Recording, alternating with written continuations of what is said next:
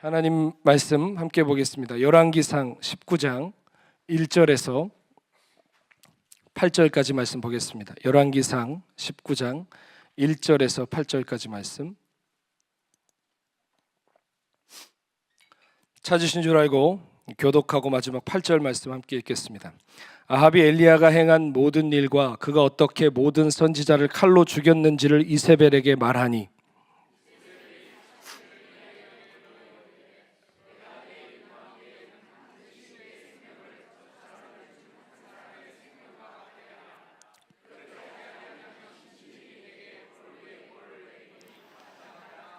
그가 이 형편을 보고 일어나 자기의 생명을 위해 도망하여 유다에 속한 브엘세바에 이르러 자기의 사환을 그곳에 머물게 하고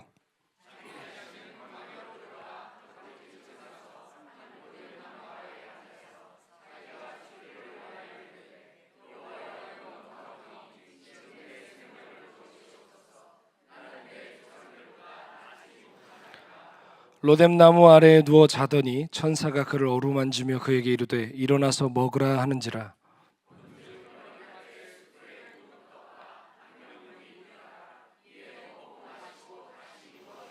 여호와의 천사가 또다시 와서 어루만지며 이르되 일어나 먹으라. 내가 갈 길을 다 가지 못할까 하노라 하는지라. 이에 일어나 먹고 마시고 그 음식물의 힘을 의지하여 40주 40야를 가서 하나님의 산 호렙에 이르니라. 아멘. 아멘.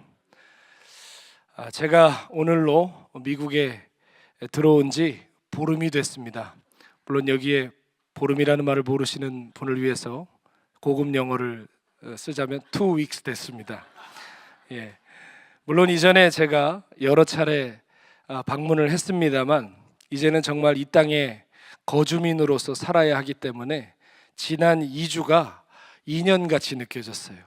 왜 이렇게 하나하나 낯설고 힘든지, 운전을 하는데도 긴장이 바짝 되고, 또 제가 미국 경찰은 영화에서만 봐가지고 막 무섭고 하나도 모르겠고, 그렇게 참 온몸에 힘이 꽉 들어간 2주를 보낸 것 같습니다. 화요일 밤에 저희 가족들이 케냐로 다시 돌아갔거든요. 공항에 갔는데 저도 같이 들어가야 될 것 같은데 제 티켓은 없더라고요. 이제는 못 가는구나 라고 생각을 하니까 이제 진짜 시작이네 라는 실감이 들었습니다.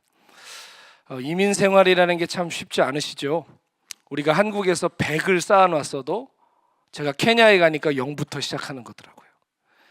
케냐에서 또 많은 경험을 쌓았는데 미국에서는 아무것도 모르는 새내기더라고요. 여기 계신 분들 미국에 몇 년을 사셨는지든 간에 제가 볼 때는 다 위대해 보이십니다. 그 시간을 어떻게 사셨을까? 0부터 시작하셨을 텐데 어떻게 그렇게 쌓아내셨을까? 한 사람 한 사람 제가 뵐 때는 너무나 대단해 보이십니다. 저는 처음 미국에 왔을 때 2008년에 왔습니다. 그때 제가 어디에 머물렀냐면 이 가까운 근처에 있는 알파인이라는 동네에서 2주를 머물렀습니다. 놀랍게도 제가 머물던 그 집에서 사랑과 진리 교회가 예배를 드리고 있었는데 매일 모여서 기도하고 예배하시던 장면이 아직도 기억납니다. 더 놀라운 거는 그때 아무것도 모르고 아마존 정글에 들어가려고 잠깐 미국에 들렸을 뿐인데 그 풋내기 전도사가 여기 또 담임 목사가 돼서 서 있으니 이 또한 하나님의 놀라운 뜻이 아니겠습니까? 근데 저 담임 목사 맞죠? 왜 아멘 소리가 작아서가 아니라 저도 아직 실감이 안 나서 그래요. 갈 것 같아요, 집회하고. 진짜 그렇다고 지금 누가 그러셨어요. 집회하고 갈 것만 같은 느낌, 그렇죠? 그러나 여러분, 저는 계속 있을 겁니다. 감사합니다. 제가 그때요 무슨 생각했는 줄 아세요? 미국 사람들은 다 알파인처럼 사는 줄 알았습니다. 역시 미국은 영화에서 본 그대로라고 생각했습니다. 그런데 여러 차례 제가 방문을 해보면서 또 성도들의 삶을 직간접적으로 엿볼 수 있는 기회들이 있었지 않겠습니까? 그런데 보니까 참 다양한 사연들 속에서 생각보다 어려운 삶을 사시는 분들도 적지 않으시더라고요. 오늘 점심 먹고 사역자들과 함께 잠깐 커피를 마시면서 교제하는데 제가 그 얘기를 했어요. 제가 처음 미국에 왔을 때 저는 미국 사람들 다 그런 데 사는 줄 알았다고 그랬더니 옆에 계시던 우리 총장님께서 나는 다 알파인처럼 살 거라고 생각은 안 했는데 미국에 살다 보면 나도 그렇게 될 거라고 생각했다는 거예요. 그래가지고 우리가 다 웃었습니다. 만약에 그렇게 되셨다 그러면 고개를 끄덕였겠지만 우리 뜻대로 안 되잖아요, 그렇죠? 처음에는 다 꿈이 있고 기대가 있습니다. 망할 거라고 생각하고 미국 오신 분들 계세요? 나는 망하러 간다. 아무도 그런 분 없으실 거예요. 분명히 이전보다는 낫겠지라는 작은 기대라도 가지고 오셨을 것입니다. 그러나 우리가 막상 그 기대 현장에 가서 깨닫는 것은 무엇이죠? 생각 같지 않다는 겁니다. 미국의 풍요로움이 내 인생을 저절로 풍요롭게 해주지 못하고, 혹은 조금 노력하여 그 풍요를 조금 맛보았다 할지라도 그 과정 속에 또 예상치 않은 고통의 문제들이 우리의 삶을 괴롭히고 있는 현실을 우리는 경험합니다. 다만 이민 생활뿐만 아니라 소명도 그런 것 같아요. 저도 멋지게 부름받아 나선이 몸 부르면서 아프리카까지 갔지만 선교지가 저절로 저를 선교사로 만들어주는 것은 아니었습니다. 부르심이 아무리 영광스러워도 현장에서 경험하는 제 자신은 정말로 초라할 때가 많았습니다. 예상치 못한 어려운 일들이 순간순간 닥칠 때마다 이게 선교사는 둘째치고 나는 정말 예수를 믿기는 하는 건가? 내 안에 쓸 믿음이 있나? 라는 그런 저 자신의 바닥을 볼 때도 많았습니다. 그럴 때면 정말 낙심도 되고 어디론가 도망가고 싶기도 하죠. 부르심 따라 살기보다 그냥 현실에 잘 맞춰서 살고 싶은 마음이 들기도 합니다. 신앙생활도 때로는 적당히 좀 할까라는 생각 듭니까, 안 듭니까? 든다고 하면 큰일 날 것 같죠? 괜찮아요. 때로는 적당히 좀 하고 싶다라는 때도 옵니다. 인생도 적당히 살고 싶고 그래요. 그런데 이게 뭐 애초에 부르심이 없어서 그런 게 아니라 험한 일들을 계속해서 경험하다 보면 나도 모르게 마음의 근력이 사라지고 자꾸만 가라앉아가는 내 심령을 우리가 보게 되죠. 저는 성경을 보면서 약속의 땅에 부름을 받고 본토 친척 아비의 집을 떠나 가나안 땅으로 갔던 아브라함이 막상 그 땅에 닥친 기근 앞에서 깜짝 놀라 애굽으로 도망갔던 장면, 저는 솔직히 그 심정 이해가 갑니다. 이삭을 약속받았지만 그 성취가 생각보다 더디어서 마음이 급하여 덜컥 이스마엘을 낳아버린 아브라함의 그 다급한 마음도 공감이 됩니다. 부활을 목격하고도 주님을 부인하고 저주했던 자신들의 모습이 너무나 초라해서 갈릴리로 도망가서 밤새 그물질하고 있던 제자들의 그 마음도 저는 이해가 갑니다. 이해심이 넓어서 그런 게 아니라 저 같아서 그렇습니다. 괴롭고 다급하여서 약속을 뒤로하고 현실을 붙드는 거, 초라한 내 자신이 가슴이 아파서 그냥 포기하고 도망가고 싶은 마음, 그게 우리들의 이야기 아닙니까? 또한 성경의 인물들의 이야기이기도 합니다. 그러나 놀랍게도 그래서 소망이 있습니다. 왜냐하면 제가 말씀드렸죠, 성경은 한치의 흠도 점도 없는 위대한 하나님의 사람들의 이야기를 우리에게 들려주는 게 아니라 실패하고 처절하게 무너진 인생들을 붙드시는 위대한 하나님의 이야기를 들려주는 책이라고요. 그러므로 우리도 할 수 있음은 우리가 다른 사람들보다 조금 더 나아서가 아니라 오늘도 우리를 붙드시는 하나님의 은혜가 있기 때문입니다. 그러므로 오늘 이 밤에 우리가 해야 할 일은 더 잘 살아봐야지 결단하는 것도 중요하지만 그것을 넘어 더 잘 살아내기로 힘을 모으고 모아도 우리는 또 무너지잖아요. 그렇죠? 우리는 이미 무너짐을 예약한 사람들이에요. 그렇죠?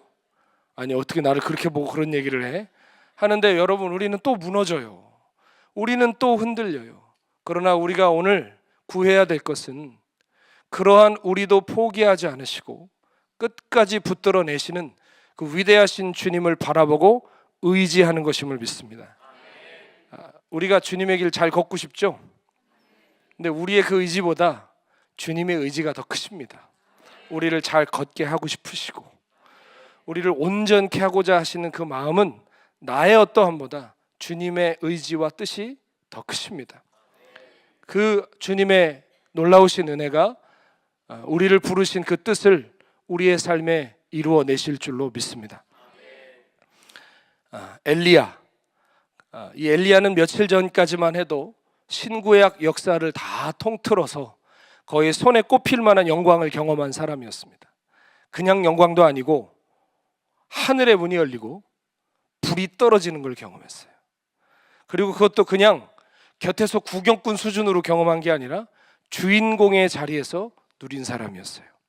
우리가 잘 아는 갈멜산의 영적인 대결, 바알과 아세라 850명의 선지자들과의 대결에서 그는 하늘의 불을 땅에 내려 하나님 살아계심을 보여주었던 위대한 선지자였습니다. 그날 그 자리에 850명의 바알과 아세라 선지자들과 엘리야만 있었던 게 아니라 수많은 이스라엘 백성들이 그 광경을 목격하고 있었습니다. 수많은 증인들이 그 자리에서 하나님 살아계심을 보았어요. 누가 진짜 하나님이신지 똑똑히 봤어요. 그래서 그들은 엘리야의 명령을 따라서 기손 시냇가로 바알과 아세라 선지자 850명을 끌고 가 자기들 손으로 도륙했습니다. 하나님의 불과 함께 우상을 향한 무서운 심판의 불이 임했고 백성들이 각성했습니다. 자, 이제 이 다음은 무슨 일이 벌어져야 맞는 걸까요? 어떤 소망과 기대가 있어야 맞는 걸까요? 이스라엘의 부흥이 일어나야 돼요.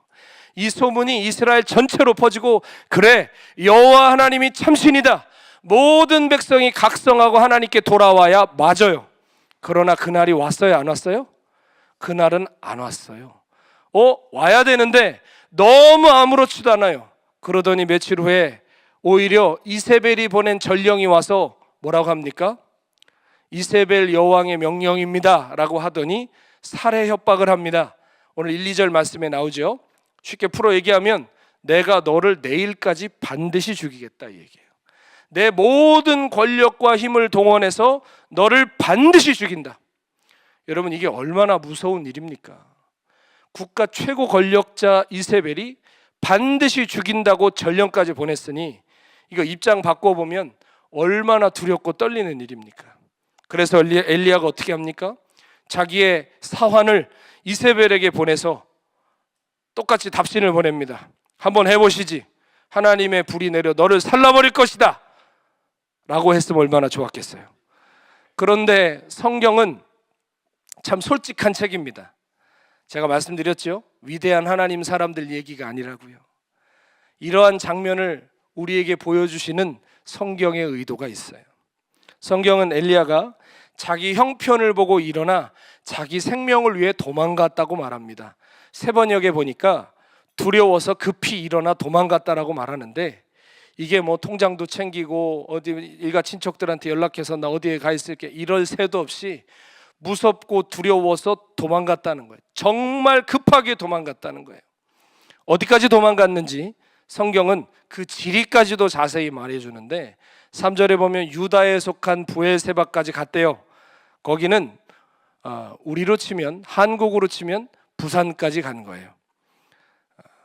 한국으로 치니까 이해가 잘 안 가시나요? 저 텍사스 멕시코 국경까지 간 거예요. 거기까지 불이 나게 도망갔는데 거기도 불안해서 어떻게 합니까? 자기 사환을 부엘세바에 남겨두고 엘리야는 광야로 혼자 들어가요. 그걸 우리식으로 얘기하면 이 엘리야는 남유다 선지자예요, 북이스라엘 선지자예요? 북이스라엘 선지자예요. 그런데 부엘세바는 지금 어디예요? 남유다예요. 우리로 치자면 평양에서 활동하던 선지자가 김정은이 죽인다고 그래가지고 밤새 도주해서 부산까지 도망간 거예요. 그런데도 그게 불안해서 배 타고 혼자 바다로 나간 거예요. 너무 무서우면 이것도 죽는 길인데 무서우면 그렇게도 해요. 자, 이게 얼마나 초라한 신세입니까? 며칠 전에 그 갈멜산에서의 기세는 다 어디 가고, 그 믿음과 그 하늘의 불은 어디 가고, 이제는 두려워서 도망다니는 신세가 된 거죠. 하루아침에 엘리야는 비참한 지경이 돼서 광야를 떠도는 인생이 됐습니다. 누가 그 먼지구덩이 뒤집어 쓰고 여기저기 어디로 갈 줄도 모르고 헤매는 그를 보고 며칠 전 갈멜산에가 하나님의 사람이라고 누가 생각했겠습니까? 엘리야는 광야로 들어가서 홀로 하룻길을 걸었다 그러죠. 자, 물도 없고 먹을 것도 없으니 얼마나 힘들었겠어요. 지치고 지쳐서 그가 로뎀나무 아래 가서 이게 기도인지 푸념인지 구분이 안 가는 간구를 하나님께 드립니다. 제가 오늘 다 성경의 언어를 번역해서 우리 언어로 해드리겠습니다. 성경의 언어는 이게 조선시대 말기에 번역된 언어라서 되게 점잖아요. 죽여 주시옵소서, 죽여달라는 건지 살려달라는 건지 다 그렇잖아요. 근데 우리가 그렇게 하나님 앞에 이 성경의 언어로 또 기도하기도 하지만 우리가 다급하고 정신없으면 이런 기도도 안 나와요. 그렇죠? 엘리야가 정말 기도인지도 푸념인지도 모르는 그러한 간구로 하나님 앞에 뭐라고 얘기합니까? 하나님, 그냥 여기서 죽여주세요. 저는 여기까지인가 봅니다. 저는 저의 조상들처럼 위대한 믿음의 사람은 못 되나 봅니다. 지금이 딱 적기입니다.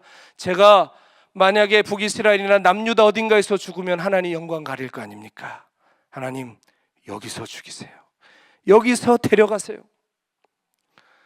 여러분, 지금 로뎀나무 아래 누워있다고 그러잖아요.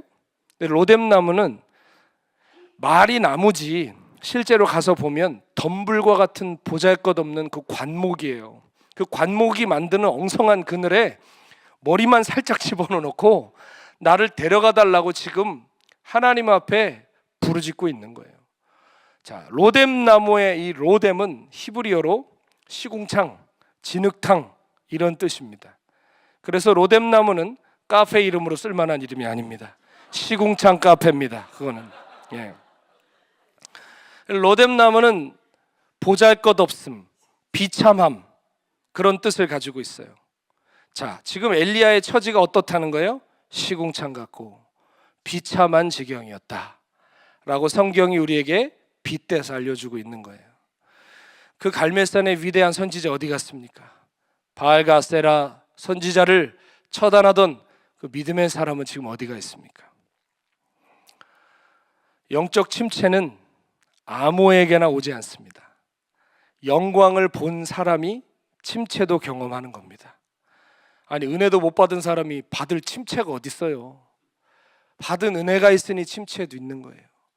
본 영광이 있으니 침체도 있는 거예요. 큰 은혜의 날을 살아본 사람이 영적인 무기력도 경험하는 것입니다. 우리도 그렇죠? 큰 은혜 뒤에 은혜만큼 살아내는 내 자신을 보지 못하면 나도 모르게 무기력에 빠질 때가 있어요. 가끔은 은혜 받는 것도 무서울 때 있죠. 왜요? 나 또 못 살아낼까 봐 자신이 없어서. 정말 그게 우리 현실이에요. 또 뭔가 놀라운 부르심을 하나님께 받은 것 같은데 막상 현장에 가보고 현실을 경험할 때 부르심을 감당하기엔 너무나 작고 부족한 내 자신을 보면 스스로 낙심될 때 있나요, 없나요? 저도 목사잖아요. 선교사도 해봤잖아요. 저한테 낙심의 순간들이 있었을까요, 없었을까요? 저도 있었어요. 어떻게 하셔서 이렇게 확신 있게 대답을 하세요? 한두 번이 아니에요. 내가 이거 계속 가도 되나? 나 이거 할 수 있을까? 저 실은 요즘도 그래요. 내가 할 수 있을까? 잘하고 있나? 이게 여러분에게 무슨 동정표를 얻고 싶어서가 아니라 제 스스로에게 물을 때마다 두려울 때가 있어요. 항상 강단에 올라오기 전에 도망가고 싶은 마음이 저 끝에 있어요. 그런데 또 도망갈 용기도 없어요. 그러니까 은혜를 구하는 수밖에 없습니다. 누구나 그럴 수 있습니다. 은혜를 받았지만 나도 모르게 무기력에 빠지기도 하고 부르심을 받았지만 낙심하기도 합니다. 엘리야가 오늘 그랬어요. 며칠 전에 그 갈멜산의 그 영광도 분명히 엘리야였지만 지금 로뎀나무 아래서 먼지를 뒤집어 쓰고 죽여달라고 부르짖는 그 사람도 엘리야가 맞습니다. 그런데 오늘 우리 주님께서 엘리야를 어떻게 다루시죠? 천사를 보내시더니 야, 일어나 이러실 것 같죠?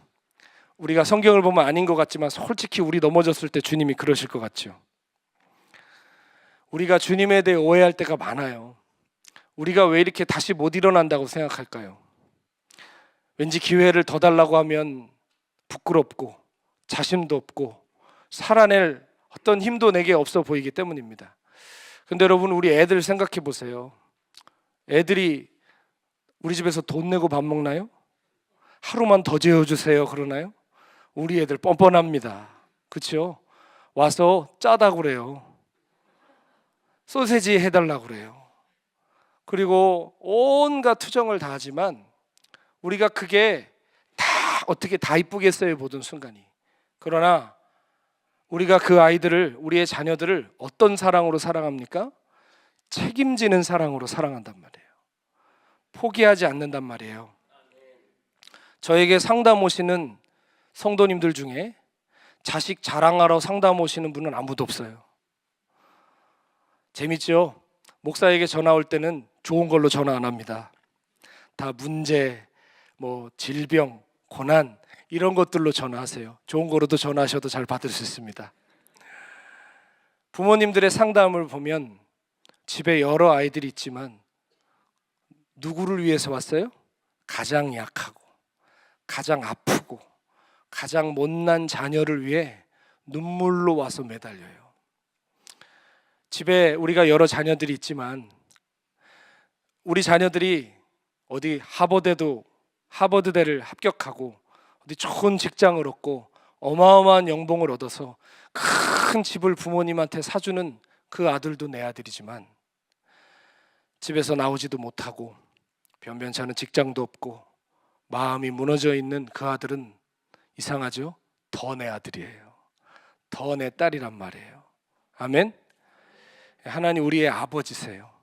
그런데 때로는 우리의 마음이 너무나 무너질 때는 아버지긴 한데 새아버지 같고 아버지라고 부르는데 속으로는 아저씨라고 하는 것 같고 뭔가 하나님의 마음에 잘 안 가서 닿을 때가 있습니다.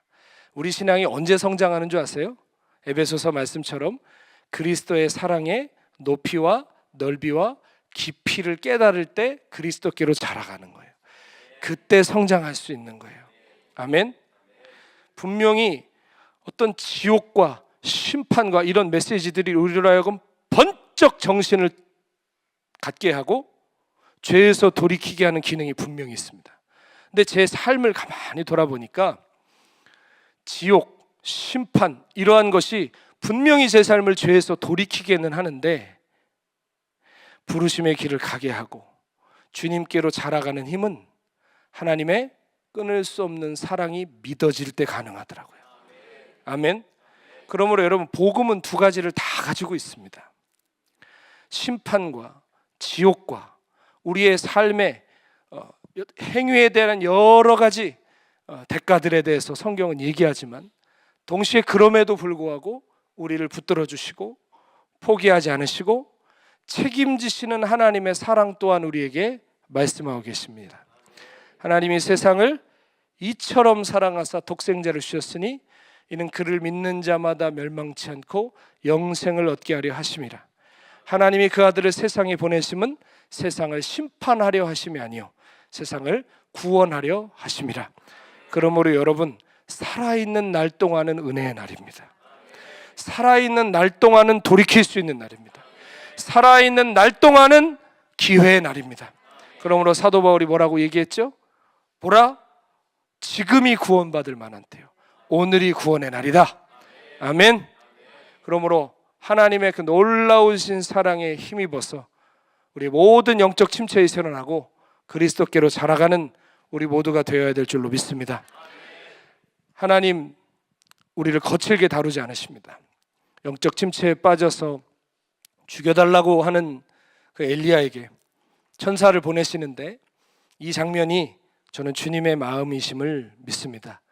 오늘 주님께서 엘리야를 통해 천사를 통해 엘리야를 어루만지며 위로하시죠. 그리고 숯불에 구운 떡과 물을 건네시면서 일어나 먹고 힘을 내야 된다고 하십니다. 그러면서 뭐라고 하시죠? 네가 가야 할 길이 있다. 그것은 무슨 뜻일까요? 아직 끝나지 않았다는 얘기입니다. 엘리야는 끝났다고 생각했죠. 그래서 여기서 끝내자고 했죠. 그러나 주님 새 힘을 주시며 끝나지 않았다. 가야 할 길이 있다. 도망쳐온 길이었는데 이 길도 부르심의 길로 이어져 있었습니다. 요나를 보세요. 하나님의 부르심이 부담스러워서 다시스로 가는 배를 타고 도망가죠. 그래서 풍랑을 만나고 고래에게 삼켜집니다. 만약에 거기서 끝났으면 말 그대로 인과응보입니다. 뿌린 대로 거둔 겁니다. 불순종의 열매를 먹은 겁니다. 그런데 고래밥으로 끝내지 않으시고 그조차도 하나님의 뜻을 이루는 길과 기어코 하나님의 연결해 내십니다.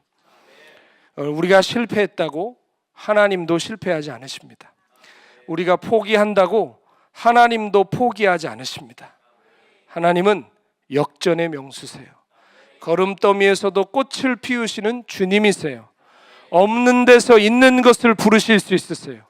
엘리야가 비록 시궁창 같은 자기 현실 속에 낙심하고 있었지만 주님은 그조차도 주님의 길과 연결해 내십니다. 우리는 아직 과정인데 결론이라고 오해할 때가 있어요. 그래서 스스로 자기 길을 자꾸 헤쳐놓을 때가 있습니다. 낙심하고 절망합니다. 그러나 하나님이 끝났다고 할 때까지는 아무것도 끝나지 않아요. 어떤 실패와 낙심을 지금 경험하고 계실지라도 여러분이 하나님의 자녀라면 하나님 여러분 포기하지 않을 것입니다. 지금 헤매는 그 시간조차도 부르심으로 향하는 길이 될 거예요. 내가 볼 때는 실패의 광야 같지만 하나님이 보실 때는 호렙산 가는 길입니다. 우리는 갈멜산을 자꾸 추억하죠. 옛날이 좋았어. 왕년에 내가 말이야 옛날에 거기서 내가 뭘 받았고 뭘 들었고. 그러나 주님께는 그거 중요하지 않습니다. 우리는 호렙산으로 가야 돼요. 갈멜산의 불을 그만 추억하시고 이제 하나님의 새로운 부르심을 향해 가야 된단 말이에요. 더 높은 뜻, 더 깊은 부르심이 우리에게 있어요. 다만 거기로 가는 길이 광야일 뿐이에요. 하나님이 왜 우리를 광야로 집어넣으실까요? 왜 그러실까요? 우리를 시험하시기도 하는 거지만 실은 저는 하나님의 마음을 헤아려 볼 때 하나님은 자신이 있으신 겁니다. 무슨 자신이요? 우리가 광야 때문에 망에 무너지지 않을 것이라는, 그리고 하나님께서 준비하신 은혜들을 곳곳마다 준비해 두실 것이기 때문에 하나님은 우리를 광야로 내보내시는 것을 주저하지 않으십니다. 여러분, 얼마 전까지만 해도 엘리야는 자기의 수건을 허리에 동여매고 아합의 전차 앞에서 달려가던 사람이었습니다. 이게 무슨 얘기죠? 초인적인 힘을 발휘해서 말보다 더 빨리 뛰었다는 얘기예요. 며칠 전만 해도. 그런데 오늘은 하나님이 어떻게 해요? 성경에 보면 40주 40야를 자기 속도 자기 걸음으로 다 걸어가게 하세요. 여러분, 왕년에 축지법 쓰시던 때 있었죠? 왕년에 막 하늘 여시던 때 있었죠? 그런데 안 열리는 날도 와요. 내 걸음으로 다 걸어가야 돼요. 하늘의 만나를 먹는 것 같지만 고난의 떡과 물을 먹는 날도 와요. 근데 그것도 주님께로부터 왔다면 살아내야 되는 시간이고, 떡 한 덩이 물 한 잔으로도 충분히 살 수 있어요. 왜? 주님이 주신 것이기 때문입니다. 다 못 갈 것 같지만 결국 다 갈 수 있어요. 하나님 아무것도 안 주시고 우리에게 가라고 하지 않으십니다.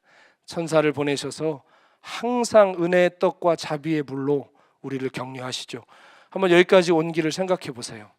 하나님이 직접 현현에 하셔서 우리 눈앞에 나타나지 않아도 그 사람 나한테 보내주셨죠. 그 사람 누군지 모르지만 그 사람을 내게 보내주셔서 내게 힘을 주셨고, 말도 안 되는 도우심으로 나를 붙들어 주셨고, 여러분, 그게 광야를 걷는 자에게 주신 떡 한 덩이 물 한 잔이에요. 그거 받아 드시고 그거 받아 마시시며 여기까지 오셨지 않습니까? 우리가 은혜 받을 때 하나님께서, 자, 오늘 주는 은혜는 특별한 은혜야. 너 천국문에 이를 때까지 이제 이거 안 떨어진다. 그런 은혜 주시면 좋겠죠. 한 번에 확 주시면 좋겠죠. 그런데 그러면 부작용이 하나 있는데, 우리가 주님을 찾을까요? 안 찾을까요? 주님을 안 찾습니다. 우리는 넉넉하면 주님을 안 찾습니다.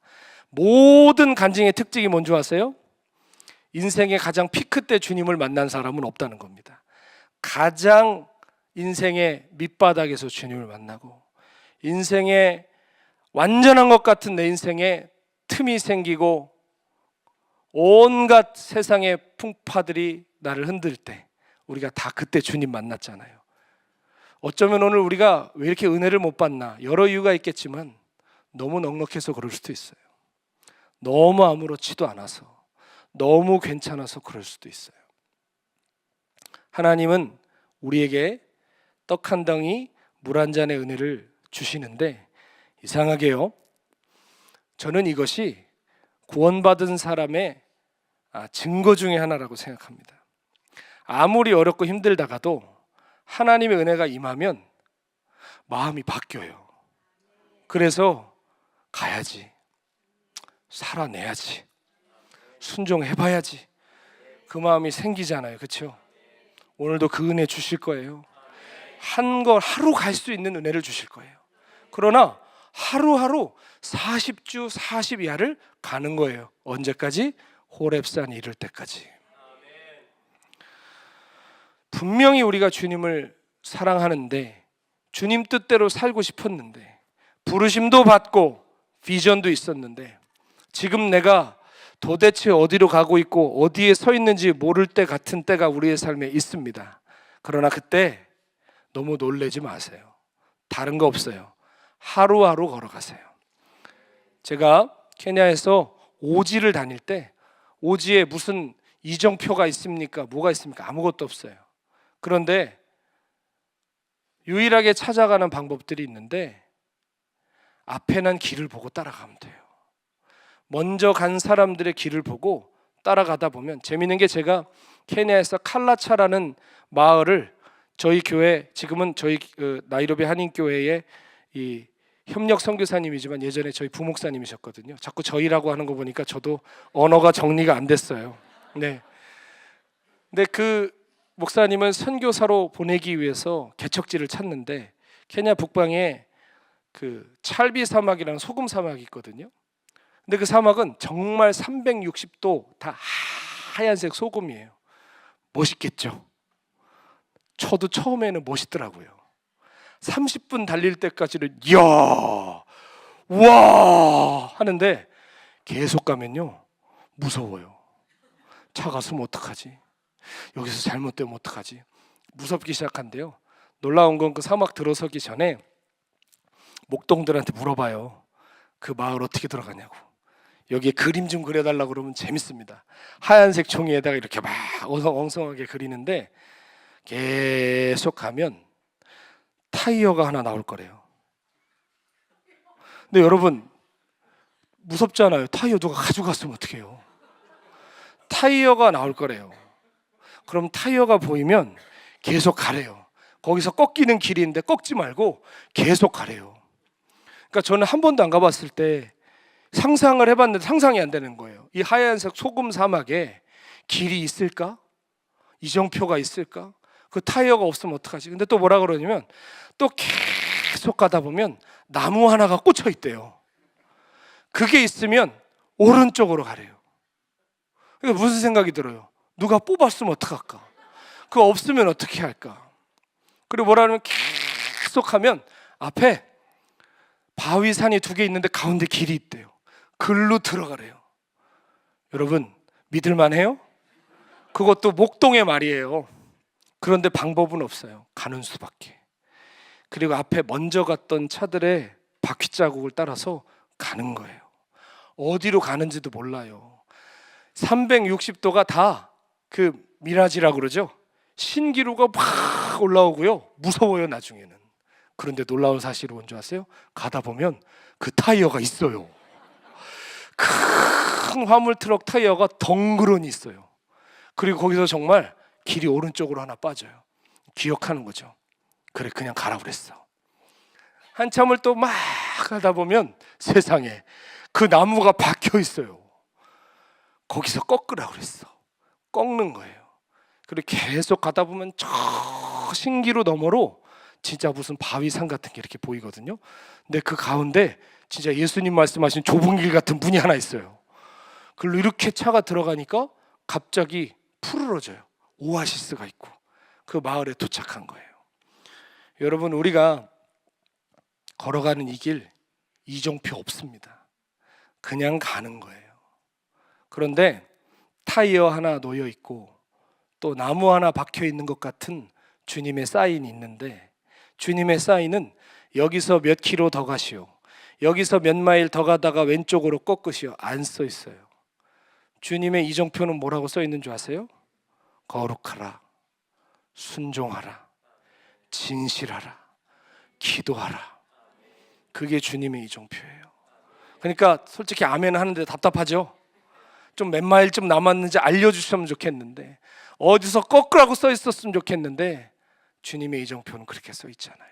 그러나 순종하라 할 때 순종하고, 기도하라 할 때 기도하고, 기다리라 할 때 기다리면 어느 날 그 좁은 문이 보여요.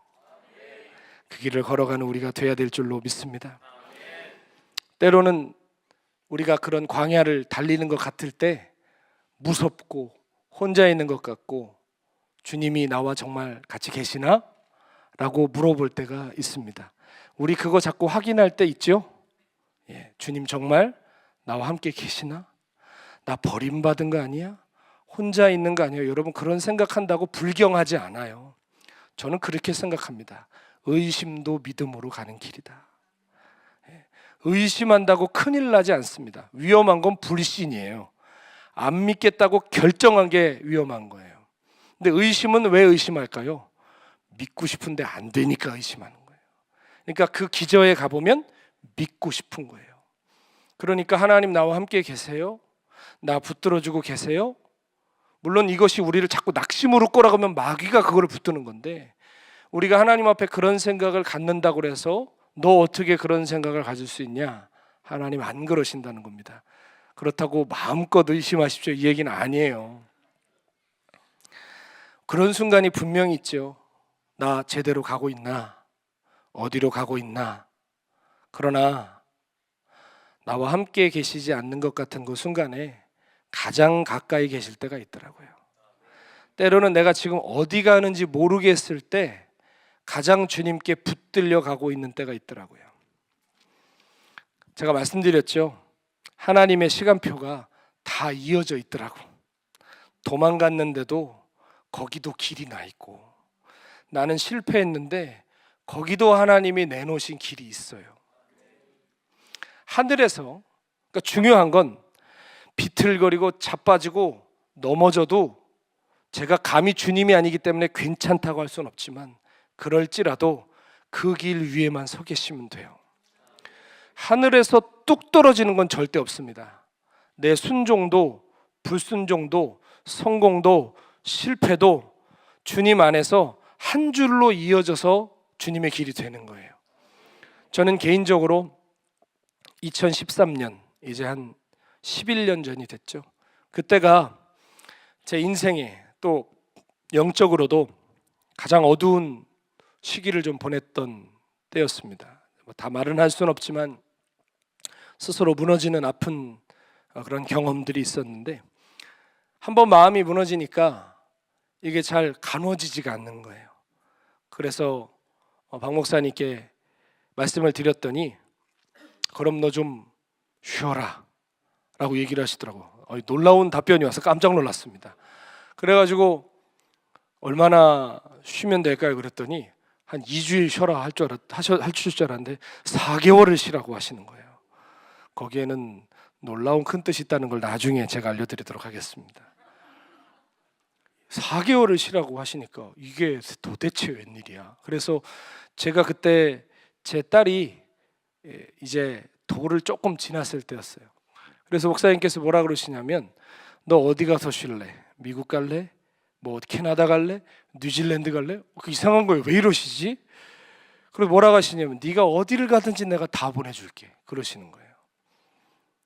그런데 가만히 생각해 보니까 지금 말씀하신 그곳에는 목사님이 아시는 좋은 성도님들이 계실 것 같은 거예요.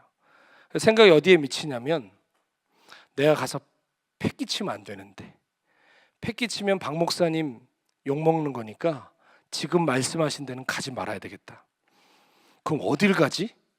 라고 생각을 했는데 제가 얼마 전에 교제하기 시작한 아프리카 선교사님이 생각나는 거예요. 그래서 저도 용감하죠. 목사님, 그럼 저 그 탄자니아 선교사님한테 보내주세요. 저 거기에서 있다가 오겠습니다. 그래서 허락을 받고 탄자니아에 갔습니다. 물론 거기서도 제가 패가 많이 됐을 거예요. 어디 가나 손님으로 간다는 것은 또 받는 입장에서는 여러 수고와 희생을 감내해야 되는 것이죠.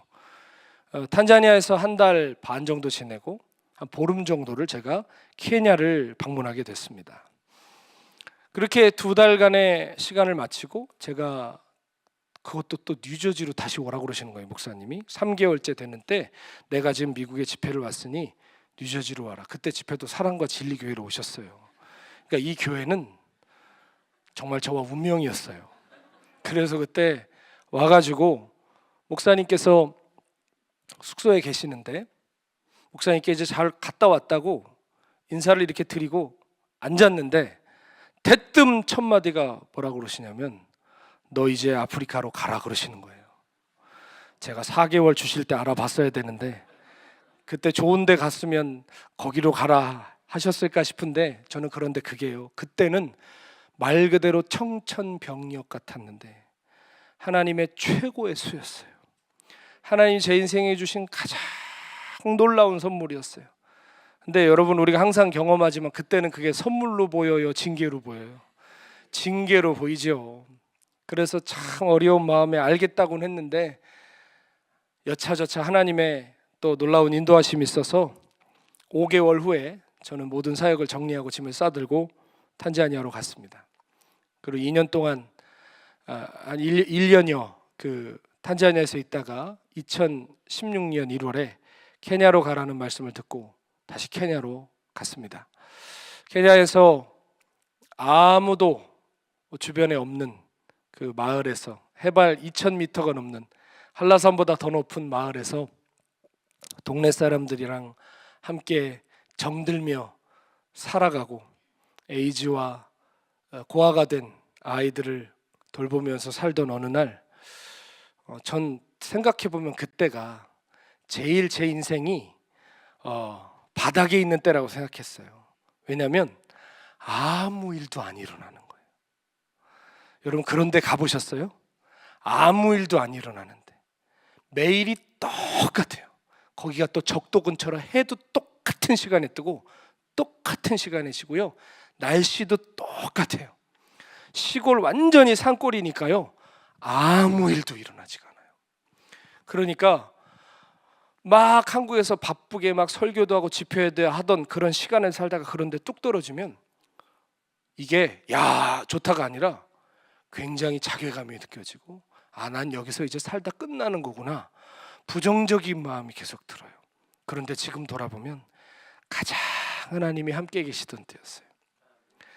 그 시간을 살고 있는데 어느 날 목사님께서 선교센터를 건축해야 된다고 사역지를 옮기라고 그러시는 거예요.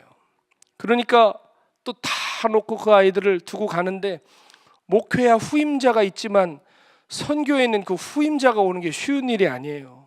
그냥 생이별하는 거예요. 그래서 그 사랑하던 아이들과 이별하고 여러 번 들어보셨겠지만 나뉴키라는 곳에 가가지고 이제 센터를 개척하기 위해서 홀로 그 땅에 뚝 떨어졌습니다. 그런데 뭐 건축이라는 게 하루아침에 되나요? 케냐는 되는 것도 없고 안 되는 것도 없습니다. 제가 보니까 미국은 그래도 좋은 게 느리긴 해도 될 건 됩니다. 안 되는 건 처음부터 안 되고요. 근데 거기는 되는 것도 없고 안 되는 것도 없어요. 그러니까 계속 건축 허가를 받으려고 하는데 뇌물을 요구하고 시간을 끌고 안 만나주고 1년 가까이를 그렇게 시간만 끌고 있는데 되게 괴롭더라고요. 그러면 무슨 생각이 들까요? 난 지금 여기 왜 와 있지? 나는 뭐 하고 있는 거지? 그런 생각이 저도 모르게 들던 어느 날 박보영 목사님께서 케냐에 방문하셨습니다. 그런데 제가 어쨌든 이제 모시고 다녀야 되니까 나이로비 일정을 마치시고 이제 저 북쪽으로 올라가려고 하는데 갑자기 박 목사님께서 나이로비 한인교회 담임 목사님과 식사 약속이 있다고 하셔서 모셔다 드렸거든요. 그리고 갔다 왔는데 다시 전화가 오시더니 다시 오라고 그러시는 거예요. 그래서 네 하고 다시 갔죠. 갔더니 물어보시지도 않더라고요. 뭐라고 하시냐면 내가 지금 이 목사랑 얘기를 다 했는데 나이로비 한인교회 지금 유스에 사역자가 1년 넘게 없단다. 네가 여기에 매주 와서 설교를 하라고 그러시는 거예요. 제가 그 자리에서 자초지종을 설명을 하면 그 다른 사람들 앞에서 목사님 난처하시니까 예 라고 얘기는 했는데 마음이 복잡한 거예요. 그리고 나서 식사가 끝나고 주차장으로 가면서 목사님 앞에 탁 붙어서 그랬어요. 목사님, 저희 집에서 여기까지 편도로 4시간이에요. 이거 계속 다녀요? 그럼 계속 다녀야지. 제 다음 질문 뭐 해야 될 것 같아요? 언제까지 다녀요? 그렇죠? 그럼 목사님, 한 2달 다니면 될까요? 무슨 2달이야? 계속 다녀야지. 예 하고 그렇게 대답을 했어요.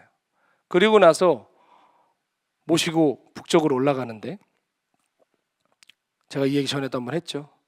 올라가는데 뒤에 따라오는 다른 선교사님 차가 안 보여요. 강도들 나오는 데서. 그런데 그것도 모르고 계속 앞차, 제 차는 달리고 있던 거예요. 그래서 차가 안 보인다고 전화를 해봤더니 차가 지금 퍼졌다는 거예요. 그래서 차를 돌려가지고 가는데요, 한 20분은 갔어요. 그러니까 뒤에 따라오는지도 안 따라오는지도 모르고 간 거예요. 근데 갔더니 차에서 막 연기가 펄펄펄 나고 봤더니 그 냉각수라 그러죠. 쿨란트 통이 밑으로 들어가 봤더니 금이 쫙 가가지고 이거는 그 자리에서 고칠 수가 없어요. 그래서 이 발을 동동 구르고 있는데 거기가 영국 군부대가 있거든요. 영국 군부대 차가 하나 내려오는 거예요.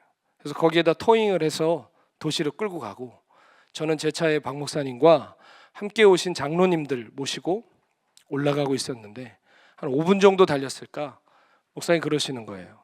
야, 너 이 차 얼마 주고 샀냐? 제 차요. 그거 제 차요.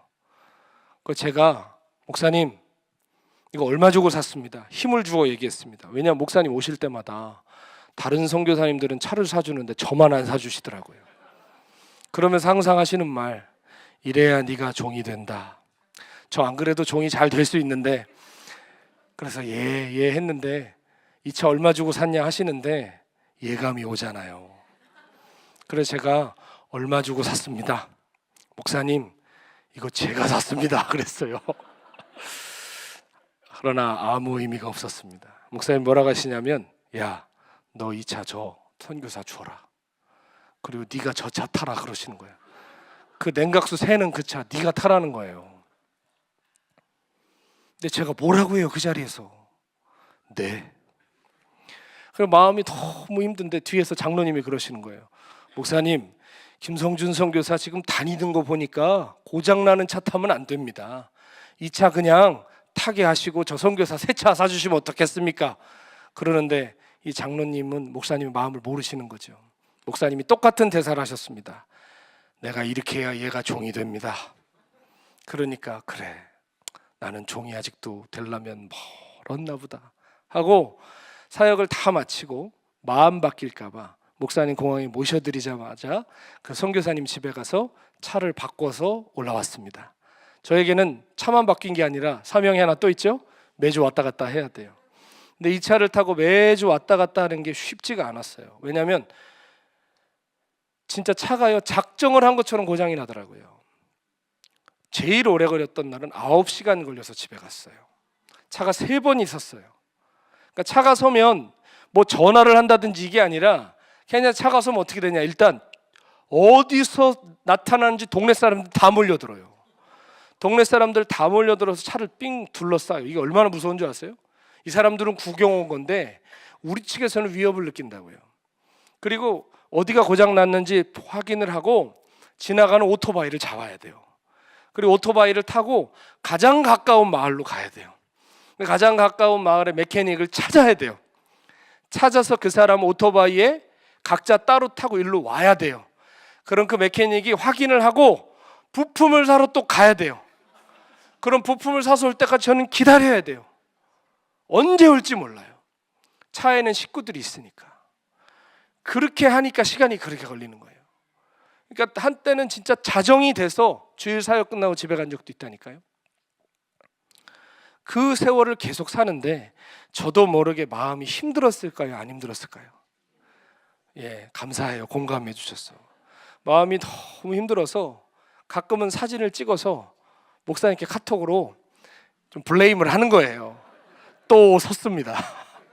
또 섰습니다. 이게 여러분 정말 힘듭니다. 근데 그때마다 목사님 호되게 혼내시는 거예요. 너 한 번만 그런 소리 더 해보래요. 그건 뒤에 분명히 뜻이 있다는 건데 그럼에도 불구하고 마음이 상하는 건 상하더라고요. 근데 그때마다 제가 어떻게 했냐면 똑같은 일이 계속 반복되면 여러분 간절한 기도도 안 나올 때가 있어요. 이거 또 시작이구만 하면서 망연자실해서 가만히 그냥 있게 될 때가 있거든요. 근데 그때마다 제가 의지적으로 드리는 기도가 있었는데 옛날에 프란시스코가 그렇게 주님께 기도했대요. 주님, 저는 주님의 것입니다. 주님, 저는 주님의 것입니다. 그래서 그 기도를 그냥 따라했어요. 주님, 저는 주님의 것입니다. 주님 뜻대로 하십시오. 여기서 재우려면 재우시고 가게 하려면 가게 하시고 저는 주님의 것입니다. 이게 여러분 근데 막 속에서 나오는 그게 아니라 제 마음을 지키기 위한 마지막 끈이었어요. 주님, 저는 주님의 것입니다. 주님, 저는 주님의 것입니다. 그런데 아무런 응답도 없고 차는 계속 고장나고 그리고 계속 그렇게 평일에는 나뉴키에 있다가 주말에는 나이로비 갔다가 왔다 갔다 하니까 그렇게 하면 하나님께서 두 사역을 다 축복해 주실 줄 알았더니 세상에 둘 다 안 되더라고요.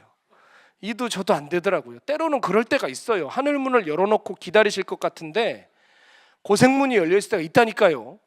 둘 다 안 돼요. 저는 지쳐가고 그리고 애들은 말을 잘 안 듣더라고요. 멀리서 좀 와좀 말 좀 잘 들어줘야지. 잘 안 되는 거예요 이게. 그래서 되게 마음도 상하고 도대체 나는 뭐 하는 건가? 나는 선교사냐? 나는 목회자냐? 혼자 계속 그렇게 물어보고 있었어요. 근데 어느 날 박 목사님께 전화가 오셨는데 밑도 끝도 없이 뭐라고 그러시냐면 야, 너는 이제 케냐에서 죽어라 그러시는 거예요. 케냐에서 죽어라. 근데 여러분 당연히 뼈를 묻겠다, 주님 위해 죽겠다고 왔는데 막상 케냐에서 죽어라 라고 하는 얘기를 들으니까 나는 이제 끝났구나. 나는 하나님께 뭔가 미달인가 보다. 그 생각이 저도 모르게 들었어요. 그래서 아내 보고 여보, 목사님이 우리 여기서 죽으래. 그랬더니 아내가 저를 이렇게 가만히 쳐다보더니 그냥 묵묵히 할 일을 하더라고요. 제 아내는 말이 없는 사람이에요. 그래서 제가 무슨 마음을 먹었냐면 그래, 목사님에서 죽으라고 그랬으면 죽는 대로 가야 된다. 여기 나뉴키는 안전하니까 센터 건축을 다 마치고 저 가장 종족 분쟁이 많은 마사비스로 올라가야지. 제가 그 생각을 했어요 정말로. 그래서 그 마음을 품고 올라가려고 이거 끝나면 난 올라간다 라고 생각하고 있었죠. 그런데 어느 날 우리 이번 주에도 우리 유스그룹 수련회가 있잖아요. 나이로비 한인교회 청소년부 수련회가 있었어요. 그래서 수련회를 가는데 한국에서 유명한 그 수련회를 인도하는 팀이 와줘서 처음부터 끝까지 다 해준다는 거예요. 그러면 제일 민망한 사람이 누굴까요? 담당 교육자는 제일 민망한 거예요. 그럼 나는 뭐 하냐? 처음부터 끝까지 다 해준다는 거예요. 그래서 일단 정해진 장소에 애들을 데리고 가가지고 저는 할 게 없으니까 밖에 꼭 수련회 하면 밤 집회 때 밖에 나가는 남자 여자애들이 있거든요. 그런 애들이 이제 잡아다가 끌고 오고 이런 역할들을 제가 했죠. 그렇게 있는데 제가 제일 뒤에 앉아서 집회를 참석하는데 사람이 마음이 무너지면 자꾸 안 좋은 생각이 들어요. 자꾸 제가 초라해 보이는 거예요.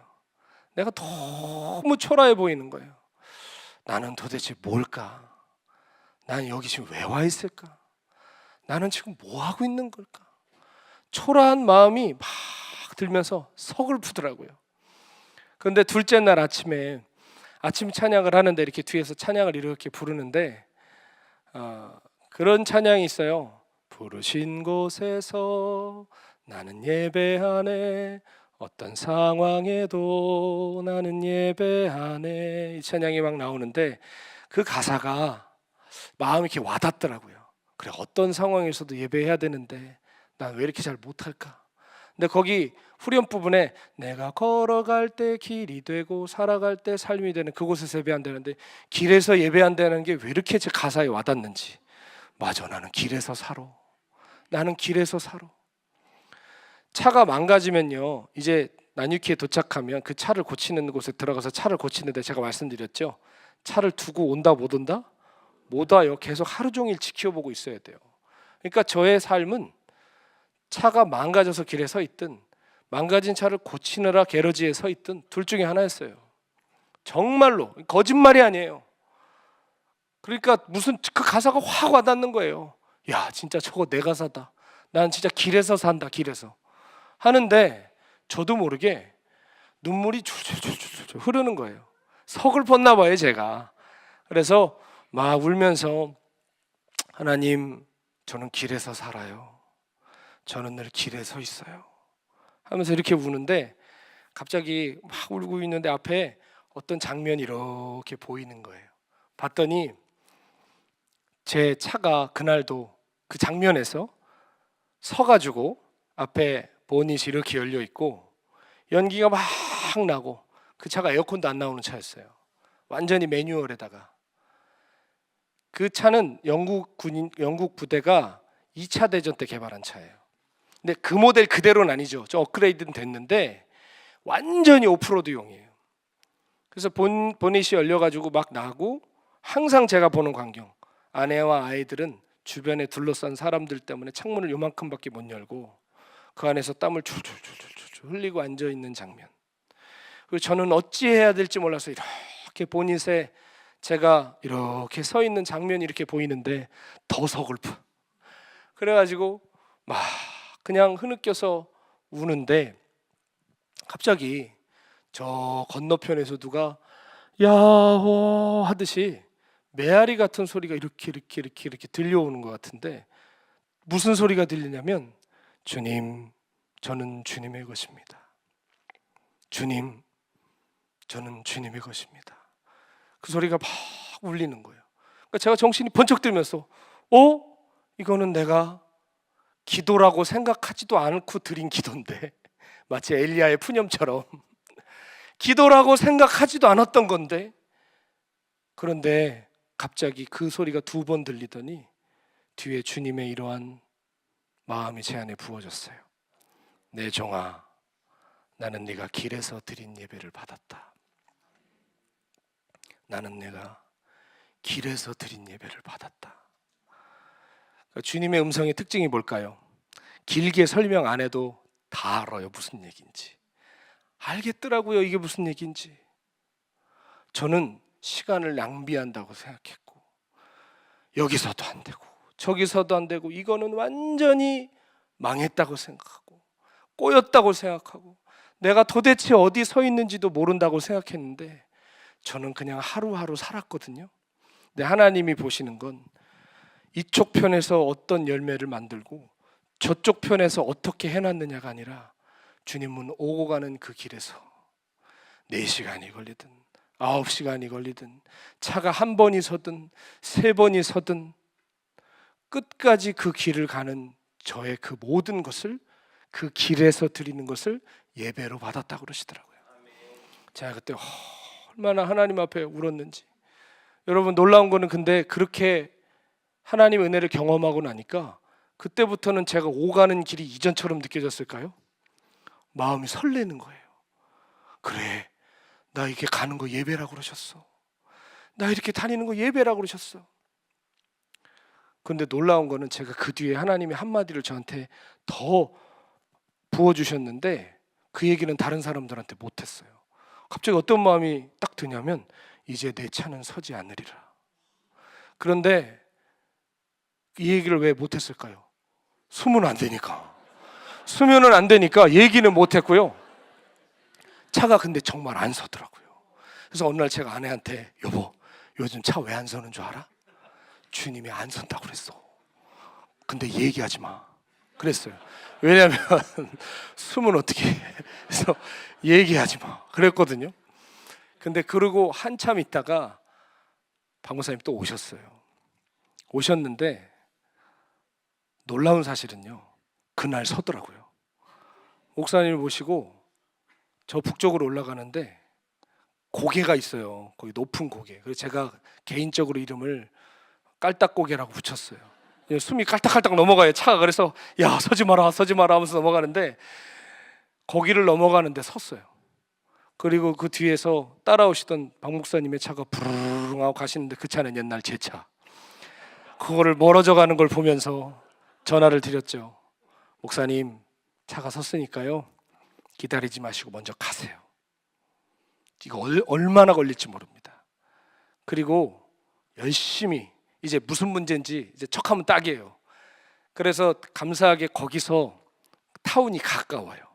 그래서 오토바이 타고 막 가가지고 쿨란트를 갖고 와서 막 들이붓고 일단 가는 거다 하고서 한 1시간 정도 지체하고 갔는데 갑자기 전화가 오더니 뭐라 그러시냐면 올 때 바나나 하나 사와 그러시는 거예요. 아니, 속도 모르시지 나는 진짜 이 고생을 하고 하는데 올 때 바나나 그러시는 거예요.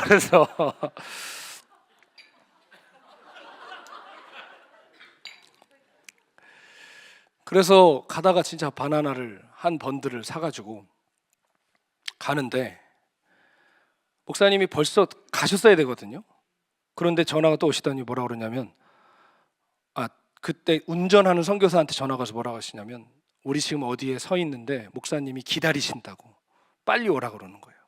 그래서 막 속도를 내서 갔더니 목적지에 다다르게 한 1시간 정도 거리에 목사님이 기다리고 계시더라고요, 길가에. 그래서 바나나를 기다리시는구나 하고 바나나를 이렇게 들고 내려가지고 창문을 이렇게 열으시길래 목사님, 바나나 여기 있습니다. 오래 기다리셨죠? 하고 바나나 드리고 다시 왔어요. 근데 그게 제 운명을 바꿨어요. 왜 그러냐면 그때 목사님이 속으로 기도를 하셨대요.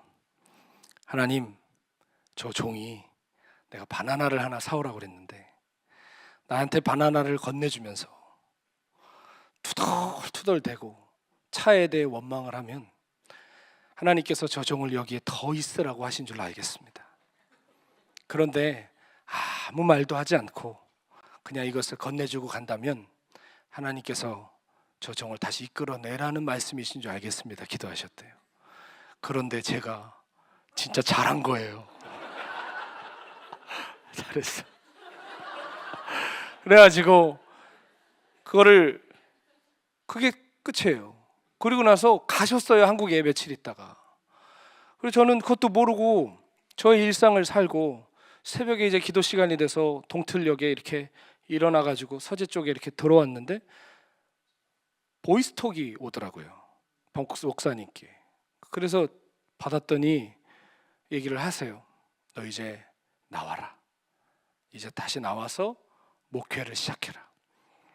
그래서 저는 그 새벽에 전화를 끊고 났는데 세상이 새로워져 있더라고요. 애지중지하고 나 이거 여기 없으면 케냐 못 살아 하던 그 보석 같은 것들이 그 전화 끊고 나니까 이거 어떻게 처분하지? 제가 그래서 천국의 원리를 알았어요. 그때 여기서 생명 거는데 하나님 부르시면 쓰레기들이에요. 그래, 정말 영원한 것만 갖고 살아야 되겠다. 제가 그때 그런 생각을 해봤는데요, 저는 실패했다고 생각하고 도는 시간이라고 생각하고 하나님 눈밖에 있는 시간이라고 생각했는데 하나님 그것을 예배라고 여겨주셨어요. 그리고 훗날 그게 또 무슨 열쇠가 된 줄 아세요? 나이로비 한인교회로 제가 담임 목사로 가는 길이 됐어요. 그 오갔던 7개월의 시간이 그 교회에서 저를 기억하고 부르는 계기가 됐어요. 그래서 그 계기 때문에 제가 오늘 또 여기에 와 있을 수 있는 거 아니겠습니까? 사랑하는 여러분, 주님 눈밖에 있는 시간은 없습니다. 주님 우리의 모든 걸음을 아시고 로뎀나무 같은 시궁창 같은 비참한 지경에 있는 우리들의 그 시간들도 부르심의 시간과 이어가십니다. 끝난 것 같은 그 길도 호렙산 가는 길로 이어가십니다. 오늘 우리가 해야 될 것은 그분을 바라보고 그분이 주신 은혜의 떡과 물을 받아들며 하루하루 살아가는 것입니다. 결국 그럴 때 우리의 인생이 하나님의 산 호렙에 이르게 될 줄로 믿습니다. 같이 함께 찬양하면서 우리가 기도할 텐데요. 하나님 우리에게 주실 은혜의 떡, 자비의 물 한 잔을 기대하십시다. 하늘의 문이 열려 어마어마한 은혜를 경험하는 분들도 계시겠지만 때로는 하나님이 하루 살 은혜만 주십니다. 그러나 하루하루 사세요. 그것도 예배고 그것도 호렙산으로 이어지는 길입니다. 하나님 오늘 우리에게 세임 주셔서 그 길을 걸어가게 하여 주시옵소서. 함께 우리 찬양하겠습니다.